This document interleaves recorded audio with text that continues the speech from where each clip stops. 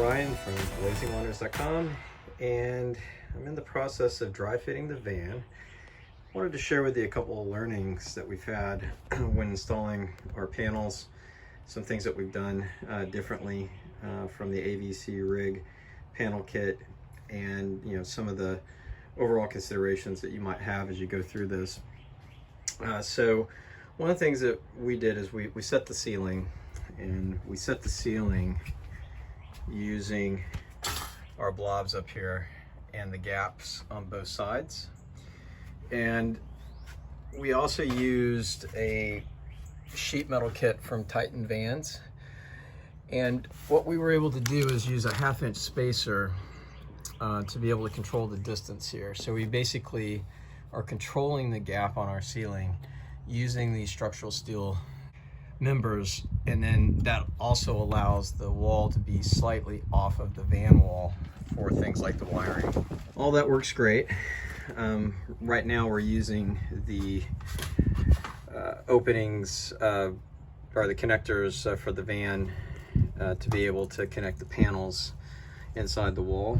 So I'm not using screws at this point for the wall. Basically all the gaps are pretty good. Still a little playing around to do, but you'll notice on our flare space flares on this wall we have an issue. All right, so pushing on this wall, you can see that there's an issue with the gap, and of course as you go up and down there's an issue, and that is because this flare is deep for my wall system. You cannot push this wall any further in without it hitting the flare. I really don't want that to happen. This flare is only on with glue sealant. I really don't want my walls being pressed against the flare with any significant amount of pressure. I mean, I want to close this gap, but I don't want to have a lot of pressure on the wall. So what I'm going to have to do is measure off and take back this flare about 3/4 of an inch. I got to do that very carefully and slowly, so I don't want to have a gap in my flares tremoring to my flare, but I also want this wall to set back and most of the pressure to be with the screw attachments and not on the flare itself. And then the other thing we did is we went with 5x5 plywood that allows us to basically only have one seam here at the bottom.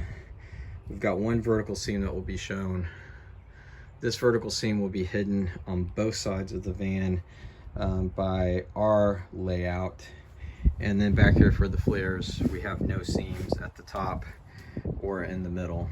And these seams on the bottom will be covered underneath the garage with our electronics on this side and with our water tank and LPG tank on this side. Hope this helps you as you're planning your build. I know this is something that kept me up at night thinking about how all these curved surfaces were going to fit together. I highly recommend some sort of structural steel support. You can make one yourself with the right angle, or you can buy one of the kits that are now available through AVC Rig or through Titan Vans. Highly recommend doing a lot of dry fitting and making sure that you're happy with all of your gap tolerances. Again, hope it helps.